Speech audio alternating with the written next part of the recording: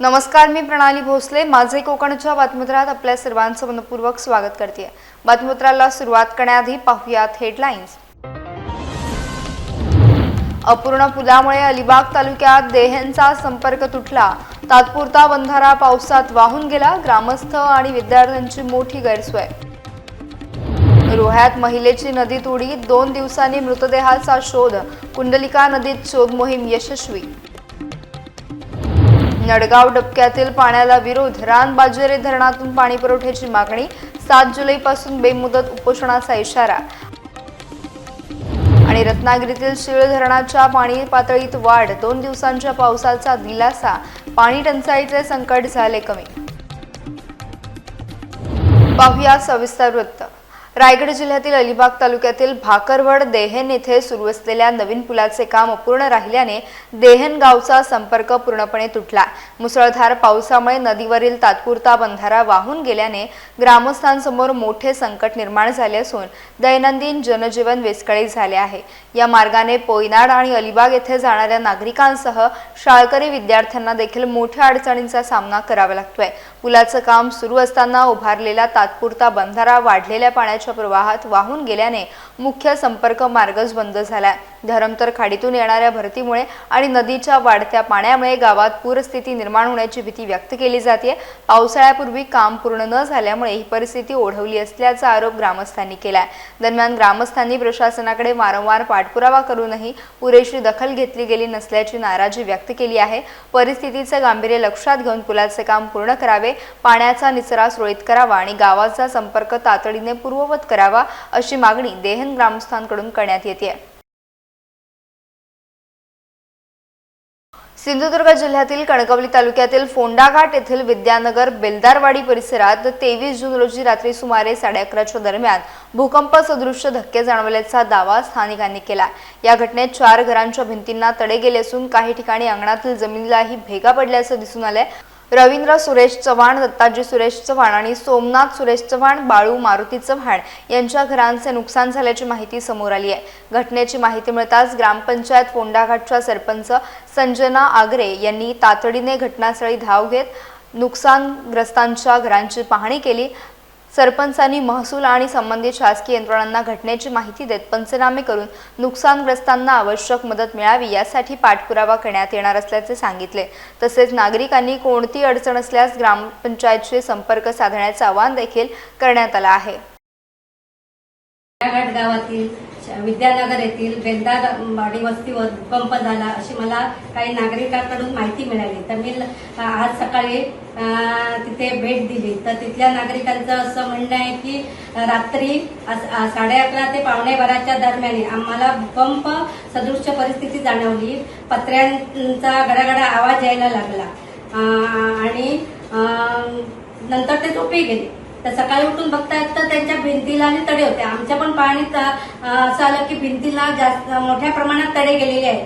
3-4 घरांचे भिंतीला मोठ्या प्रमाणात तडे गेलेले आहेत. पत्र्यांना नुकसान झाले आहे, जमिनीला भेगा पडले आहेत. तर माझी अशी विनंती आहे की शासनाने लवकरात लवकर त्यांना नुकसान भरपाई द्यावी अशी माझी मागणी आहे. रायगड जिल्ह्यातील रोहा शहरात 54 वर्षीय महिलेने कुंडलिका नदीत उडी घेतल्याची दुर्दैवी घटना समोर आली आहे. 2 दिवसांच्या शोध मोहिमेनंतर कुंभोशी गावाजवळ नदीपात्रातून महिलेचा मृतदेह सापडल्याने परिसरात हळहळ व्यक्त होतीये.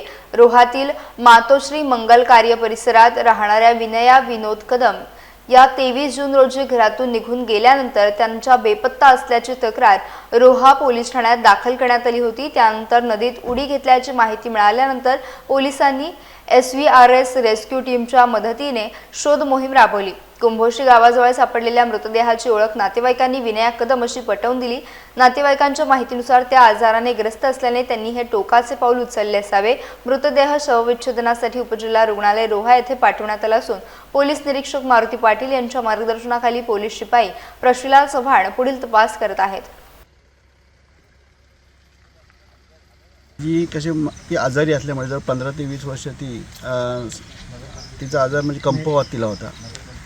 तर ते कंपनीवर आता मग ती गोळ्या घेऊन तिला कंटाळा आला होता आणि त्या आम्ही डॉक्टरकडे तिला घेऊन गेल्यानंतर डॉक्टरनी असे सांगितले की तिला आता ते भास व्हायला लागले ते आणि भास अशी व्हायची की तिला असं वाटायचं कोणतरी आलेलं आहे मग ती वेळोवेळी आम्हाला फोन करायची, जेवण करून ठेवायची आणि मग अशा वेळेला ती भरपूर वेळ तिला ते गोळ्यांनी जरा त्रास व्हायला लागला जास्त आणि त्याच्यानंतर मग तिने ते त्रासाला कंटाळून तिला गोळ्याच्या शेवट आणि तिला म्हणून ती नंतर मग तिने थोडंसं ती मनस्थिती जी बिघडल्यामुळे ती ही घटना कधी घडली आणि ही घटना काल सकाळी 6:25 वाजता घडली आणि आज आपल्याला आणि समजलं आम्हाला नंतर रात्री ते कोणी बघितलं काय ते आम्हाला रात्री समजल्यानंतर आम्ही त्या माणसाची सकाळी आम्ही जाऊन चौकशी केली तर त्या माणसाने सांगितलं हो माझ्या समोर अशी घटना घडली आणि आम्ही ते नंतर पोलीस स्टेशनला कळल्यानंतर पोलीस स्टेशननी रेस्क्यू टीम तटकरे साहेबांच्या माध्यमातून अनिकेत तटकरे साहेबांच्या माध्यमातून ती आपल्याला उपलब्ध झाली आणि पोलिसांनी आम्हाला खूप सहकार्य केलं आणि SSVRS या टीमने सुद्धा चांगलं कार्य केलेलं आहे आणि त्यांचे पण आभार मानतो आणि सगळ्या टीमचे पण आम्ही आभार मानतो. आम्हाला पोलीस स्टेशन आणि सगळ्या लोकांनी इथल्या स्थानिक लोकांनी खूप आरोप वगैरे नाही काही आरोप वगैरे साधारण 24 जूनच्या रोजी सकाळी 9च्या सुमारास रोहा पोलीस स्टेशन येथून एक महिला मिसिंग असल्याची माहिती आपल्या रेस्क्यू टीमला मिळाली. पोलिसांच्या मार्गदर्शनाखाली शोध कार्य या ठिकाणी राबवण्यात आलं. सकाळी आपण 9च्या सुमारास शोध कार्याला सुरुवात केली. रोहा अष्टमी पुलापासून ते खाली जितकं शक्य होईल तितकं आपण शोधकार्य करत होतो आणि ह्याच दरम्यान आपल्याला कुंभोशी गावाच्या हद्दीमध्ये जी मिसिंग महिला होती त्या महिलेचा मृतदेह आपल्याला सापडून आलेला आहे. ह्या दरम्यान साधारण आपल्याला एक 3 तासाच्या शोधकार्यानंतर त्या महिलेचा मृतदेह सापडलेला आहे. साधारण महिला किती वर्षाची काय नाव आहे, काय कल्पना आहे? अद्याप आम्हाला कल्पना नाही, पण पोलीस स्टेशनच्या जे प्रशासन आहे त्यांना पूर्ण कल्पना आलेली आहे. मिसिंग केस नोंदवून झालेली आहे का? हो, मिसिंग केस नोंदवण्यात आलेली आहे. काल संध्याकाळच्या सुमारास मिसिंग केससुद्धा नोंदवण्यात आलेली आहे. कालच्या ज्यावेळेस ही घटना घडली त्यावेळेस एका व्यक्तीने त्या महिलेला ब्रिजवरून उडी मारताना पाहिल्याचं पहिलं निष्पन्न झालं होतं आणि त्या अनुषंगाने आपण शोधकार्य राबवत होतो. महाड शहराच्या पाणीप्रश्नी पुन्हा एकदा राजकारण तापले असून शरदचंद्र पवार राष्ट्रवादी काँग्रेस पक्षाने प्रशासनाला इशारा दिलाय. नडगाव डबक्यातील पाणी पुरवठा न करता रानबाजुरे धरणातून स्वच्छ पाणी द्यावे, अन्यथा 7 जुलैपासून बेमुदत उपोषण छेडण्यात येईल असा इशारा रायगड जिल्हाध्यक्ष रवींद्र चव्हाण यांनी दिला.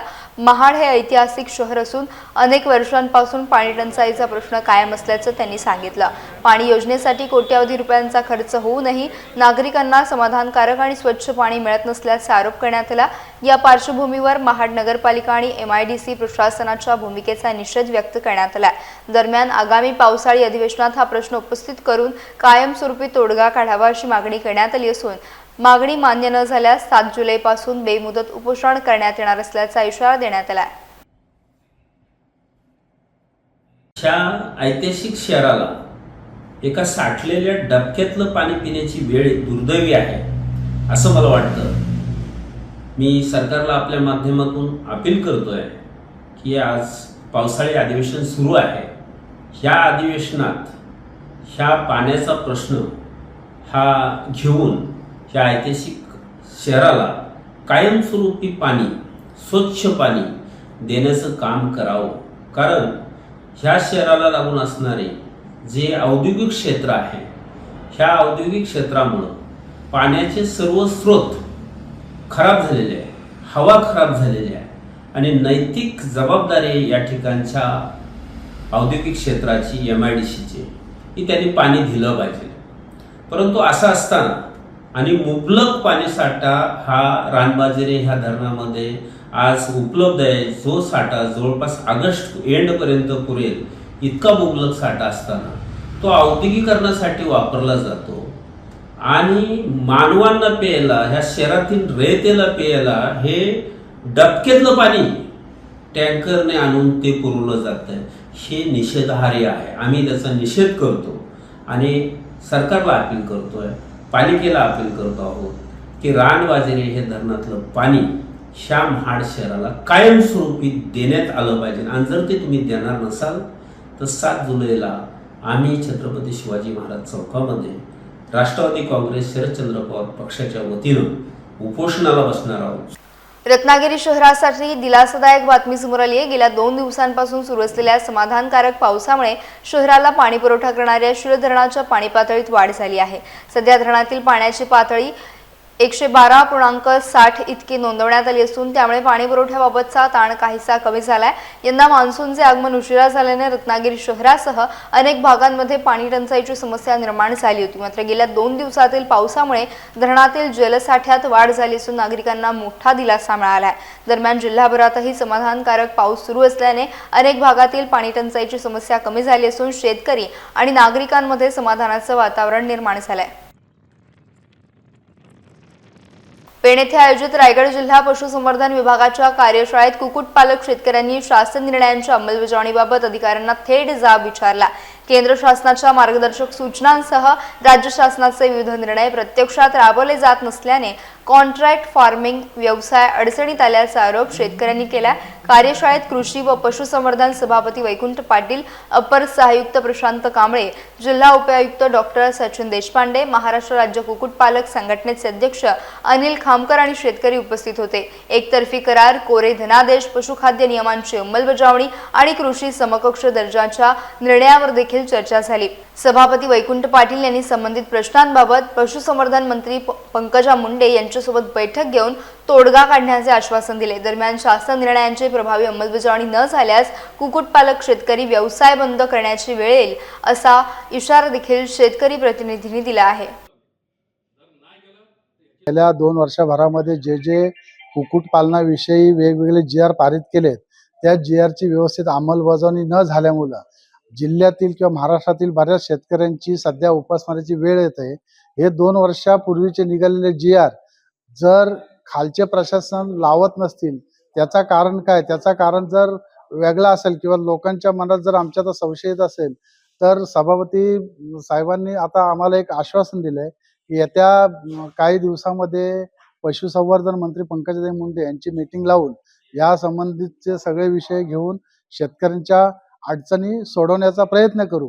परंतु ह्या अडचणी सुटतील, परंतु आजपर्यंत जे झालेले शासन निर्णय का लागू केले नाहीत, त्या निर्णयाची अंमलबजावणी करण्यासाठी सरकार किंवा खालचा प्रशासन का सक्षम नाही, त्याच्यामध्ये सध्या महाराष्ट्रातील लाखो कुक्कुटपालन असतील, पशुपालन यांच्या मधामध्ये शंकेची पाल चुकचुकत आहे। तरी याचा विचार करून आताच्या ज्या चालू जो आताचा अधिवेशन आहे, ह्या अधिवेशनमध्ये हा विषय घेऊन माननीय पशुसंवर्धन मंत्री या पंकजाताई मुंडे जर खाली प्रशासन जर वरील अधिकाऱ्यांचे आदेश जर पाळत नसतील, तर अशा प्रशासनाविषयी काय कारवाई करणार आहेत किंवा ज्या पशुपालकांसाठी नवीन योजना आणलेल्या आहेत, त्याबद्दल आम्ही पशुधन खात्याचे खरोखर आभारी आहोत। आज रायगड जिल्हा परिषदेचे कृषी व पशुसंवर्धन सभापती वैकुंठ पाटील यांच्या माध्यमातून पेण येथे पशुसंवर्धन मेळावा आयोजित केला होता। यावेळी अनेक पोल्ट्री व्यावसायिक शेतकरी इथे उपस्थित होते आणि त्यांचे वर्षानुवर्ष असणारे प्रलंबित प्रश्न सोडवण्यासाठी एका वेगळ्या दालनामध्ये ह्या अलिबागचे उपायुक्त देशपांडे व मुंबईचे सहायुक्त कांबळे साहेब यांच्या उपस्थितीत पोल्ट्री व्यावसायिकांची मीटिंग लावली होती आणि त्याच्यातून पोल्ट्री व्यावसायिकांचे प्रश्न कसे सोडवावेत याच्याबाबत चर्चा झालेली आहे।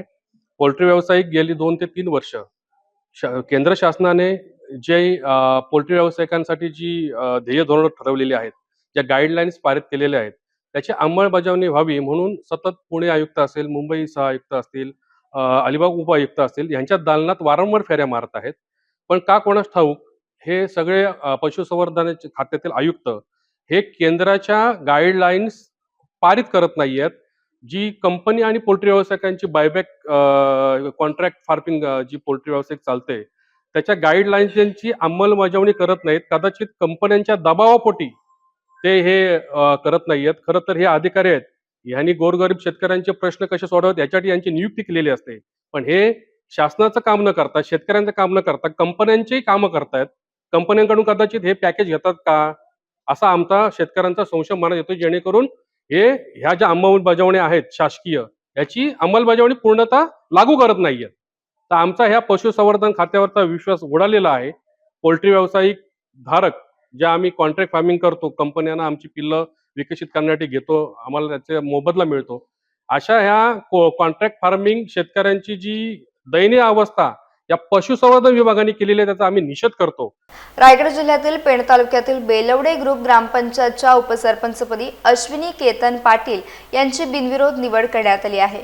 ग्रामपंचायत कार्यालयात झालेल्या निवड प्रक्रियेत उपसरपंच पदासाठी एकमेव अर्ज दाखल झाल्याने त्यांची सर्वानुमते निवड जाहीर करण्यात आली. यापूर्वी उपसरपंच जाण्या आंब्यावीर यांनी कार्यकाळ पूर्ण झाल्यानंतर स्वखुशीने पदाचा राजीनामा दिला होता. त्यानंतर रिक्त झालेल्या पदासाठी ही निवड प्रक्रिया पार पडली. निवडीनंतर आयोजित कार्यक्रमाला माजी जिल्हा परिषद अध्यक्षा निलिमा पाटील, जिल्हा परिषद सभापती वैकुंठ पाटील, विविध लोकप्रतिनिधी, पदाधिकारी आणि ग्रामस्थ, महिला मोठ्या संख्येने उपस्थित होते. बेलवडे ग्रामपंचायतीत अनेक वर्षांपासून बिनविरोध निवडीची परंपरा कायम असून सर्व सदस्यांना संधी देण्याची पद्धत जपली जात असल्याचे यावेळी सांगण्यात आले. उच्च शिक्षित अश्विनी पाटील यांच्या निवडीचे उपस्थितांनी स्वागत करत त्यांना पुढील कार्यासाठी शुभेच्छा दिल्या. पंचायत बेलवडे येथे आज उपसरपंच म्हणून अश्विनी ताईंची बिनविरोध निवड झालेली आहे. त्यासाठी इथे उपस्थित असलेले आमचे हरिओम भाऊ आहेत, ललित शेट आहेत, आमचे संजय डंगर आहेत, सगळेच पंचायत समितीचे सगळे पदाधिकारी आणि आमचे सगळ्यांचे ज्येष्ठ मंडळी जी बेलवडे ग्रामपंचायतीतील आमचे उपसभापती बाळाराम पाटील साहेब असतील, तशीच सारी ज्येष्ठ मंडळी यांनी साऱ्यांनी आशीर्वाद देऊन आज एकमुखाने अश्विनीताईंची उपसरपंच म्हणून इथे निवड झालेली आहे. या ग्रामपंचायतीत आमचे हरेश भाई खूप चांगलं काम त्या आधी करता आहेत. त्यात आमचे उपसरपंच काय नाव त्यांचं जाण्यावीर हे सुद्धा चांगलं काम इथे करत होते आणि एकमुखाने अश्विनीताईंची आज निवड झाली आहे. आज आपल्या सर्वांच्या वतीने अश्विनीताईंना शुभेच्छा देते की तुम्ही असंच चांगलं काम या साऱ्यांच्या मार्गदर्शनाखाली खूप चांगल्या पद्धतीने कराल अशा शुभेच्छा देते. आज ग्रुप ग्रामपंचायत बेलवडेच्या उपसरपंचपदी माझी बिनविरोध निवड झाली. त्याचं श्रेय मी आपल्या विभागातील ज्येष्ठ श्रेष्ठ मंडळी तसेच आमच्या ग्रामपंचायतीचे आदरणीय सरपंच, आदरणीय सर्व ग्रामपंचायतीचे सदस्य, इथे उपस्थित असलेले सर्व ज्येष्ठ श्रेष्ठ नेते आणि तसेच माझे परिवाराची मंडळी यांना देते. खरं तर उपसरपंच हे पद नसून एक जबाबदारी आहे आणि त्या जबाबदारीला साध्य करण्याचा मी नक्कीच प्रयत्न करेन. आमचे सरपंच साहेब ज्या स्वेच्छेने ग्रामपंचायतीच्या विकासासाठी प्रयत्न करतात त्या स्वेच्छेने मी पण त्यांच्या खांद्याला खांदा लावून काम करण्याचा नक्कीच प्रयत्न करेन. पुन्हा एकदा धन्यवाद देते की माझ्यावर तुम्ही विश्वास ठेवलात, त्या विश्वासाचं सार्थ करेन. आणि ताईंना मी अशी विनंती करते की त्यांनी मला वेळोवेळी मार्गदर्शन करावं, घडवावं मला. EPS 95 राष्ट्रीय संघर्ष समितीचा भव्य मेळावा पुणे येथील लोकशाहीर अण्णाभाऊ साठे स्मारक रंगमंदिरात उत्साहात पार पडला. राष्ट्रीय अध्यक्ष कमांडर अशोकराव राऊत यांच्या प्रमुख उपस्थितीत झालेल्या मेळाव्यास राज्यभरातील हजारो पेन्शनर्स आणि पदाधिकाऱ्यांनी सहभाग घेतला. यावेळी कमांडर अशोकराव राऊत यांनी गेल्या 8 वर्षांपासून किमान 7,500 रुपये मासिक पेन्शन, महागाई भत्ता आणि पती पत्नींना मोफत वैद्यकीय सेवा या प्रमुख मागण्यांसाठी केंद्र सरकारकडे सातत्यानं पाठपुरावा सुरू केला असल्याचे सांगितले. मागण्या तातडीने मान्य न झाल्यास अधिक तीव्र आंदोलनाचा इशारा त्यांनी दिला. दरम्यान राज्यसभेच्या खासदार मेघाताई कुलकर्णी यांनी केंद्र सरकार या मागण्यांबाबत सकारात्मक असून त्या लवकर मार्गी लावण्यासाठी प्रयत्न सुरू असल्याची ग्वाही दिली. या मेळाव्यास विविध जिल्ह्यातील पदाधिकारी आणि पेन्शनर्स मोठ्या संख्येने उपस्थित होते. रायगड जिल्ह्यातून अनेक पदाधिकाऱ्यांनी सहभाग नोंदवला होता. प्राथमिक आरोग्य केंद्र जामगे अंतर्गत उपकेंद्र अंबाईच्या कार्यक्षेत्रातील मुरडे शिंदेवाडी येथे हिवताप प्रतिरोध महिन्यानिमित्त विशेष आरोग्य मोहीम राबवण्यात आली. तालुका विस्तार अधिकारी गोरे यांच्या उपस्थितीत मुंबईहून आलेल्या मलेरिया पॉझिटिव्ह रुग्णांची घरी जाऊन तपासणी, फॉलोअप आणि आवश्यक औषधोपचार करण्यात आले. यावेळी घराघरातील पाणी साठवणाऱ्या भांड्यांची तपासणी करून कंटेनर सर्वेक्षण करण्यात आले. आढळलेल्या डासांच्या अळ्यांचा नाश करून नागरिकांना स्वच्छता आणि प्रतिबंधात्मक उपाययोजनांबाबत मार्गदर्शन करण्यात आले. तसेच मुरडे येथील रेवाळे हायस्कूलमध्ये विद्यार्थ्यांना मलेरिया, डेंग्यू, टायफॉइड यांसारख्या जलजन्य आणि कीटकजन्य आजारांपासून बचाव करण्याबाबत आरोग्य शिक्षण देण्यात आले. या मोहिमेमुळे विद्यार्थी आणि ग्रामस्थांमध्ये हिवताप प्रतिबंधाबाबत जनजागृती निर्माण झाली असून गाव मलेरिया मुक्त करण्याच्या दिशेनं महत्त्वाचं पाऊल उचलण्यात आल्याचं आरोग्य विभागानं सांगितलं. रायगड जिल्ह्यात मान्सूनच्या आगमनासोबतच अलिबाग तालुक्यातील खाड्यांमध्ये चिवणी माशांची वल्गण सुरू झाली आहे. पहिल्या पावसानंतर मोठ्या प्रमाणात चिवणी आढळू लागल्यानं मच्छीमारांमध्ये उत्साहाचं वातावरण निर्माण झालंय. पहाटेपासून खाड्यांमध्ये जाळी टाकून चिवणी पकडण्यासाठी मच्छीमारांची लगबग पाहायला मिळते. बाजारातही ताज्या चिवणीला मोठी मागणी असून ग्राहकांकडून चांगला प्रतिसाद मिळत आहे. पावसाळ्याच्या सुरुवातीला मिळणारी चिवणी ही स्थानिक मच्छीमारांसाठी उत्पन्नाचा महत्त्वाचा स्रोत मानली जाते. त्यामुळे मान्सूनच्या पहिल्याच सरींनी मच्छीमारांच्या आशा पुन्हा पल्लवित झाल्यात. मान्सून आणखी सक्रिय झाल्यास पुढील काही दिवसात चिवणीचे प्रमाण वाढण्याची शक्यता व्यक्त करण्यात येत असून खाड्यांमध्ये मच्छीमारीला आणखी वेग येण्याची अपेक्षा व्यक्त केली जाते. रत्नागिरीतील संगीतप्रेमींसाठी आनंदाची बातमी.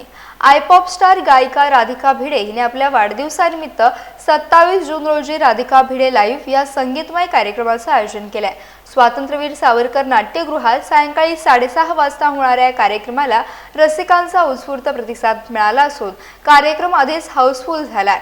या कार्यक्रमातून पुण्यातील साहस फाउंडेशन या जखमी आणि भटक्या कुत्र्यांवर उपचार करणाऱ्या संस्थेला मदत करण्यात येणार आहे. रत्नागिरीतील हा राधिका भिडेचा पहिला स्वतंत्र लाईव्ह शो असून या कार्यक्रमात तिने स्वतः लिहिलेली, संगीतबद्ध केलेली, गायलेली आणि संगीत संयोजन केलेली गाणी सादर केली जाणार आहेत. रसिकांनी दिलेल्या प्रेमाबद्दल कृतज्ञता व्यक्त करण्यासाठी हा कार्यक्रम आयोजित केल्याचे राधिका भिडे यांनी सांगितले. या कार्यक्रमाच्या निमित्ताने कार्यक्रमाचं औचित्य साधून 28 तारखेला माझं नवीन गाणं येतंय. त्याचं नाव आहे दे सपान. तर 27 तारखेला जो कार्यक्रम होतोय तर त्यामध्ये मी तो ॲज अ प्रीमियर म्हणून सगळ्यांना ऐकवणार आहे ते गाणं. आणि 28 तारखेला सगळ्याच लोकांना सगळ्या ऑडिओ प्लॅटफॉर्म्सवरती अवेलेबल आहे ऐकायला. तर नक्की कळवा तुम्हाला ते गाणं कसं वाटतं. आणि 27 तारखेला जे येणार आहेत तर त्यांनाही असं सांगायला आवडेल की तुम्ही तेव्हा मला नक्की कळवा तुम्हाला ते गाणं कसं वाटलं. तर I am looking forward to it. आणि हे गाणं माझ्यासाठी खूप जवळचं आहे कारण हे गाणं वर्षभरापूर्वी मी केलेलं होतं. पण काही ना काही म्हणजे होतंच असं की आपलं काम बाजूला ठेवून आपण वेगळं काहीतरी करतो. तर त्या नादामध्ये ते थोडं पाठी राहिलेलं होतं. पण एक गोष्ट छान वाटली की वाढदिवसाच्या निमित्ताने आज मी परत ते रिलीज करते आहे. तर होप तुम्हाला सगळ्यांना आवडेल. यासह बातमीपत्रात वेळ झाली. इथेच थांबण्याची भेटूयात नवीन बातमीपत्रासह. तोपर्यंत तुम्ही कुठेही जाऊ नका. पाहत रहा फक्त माझे कोकण.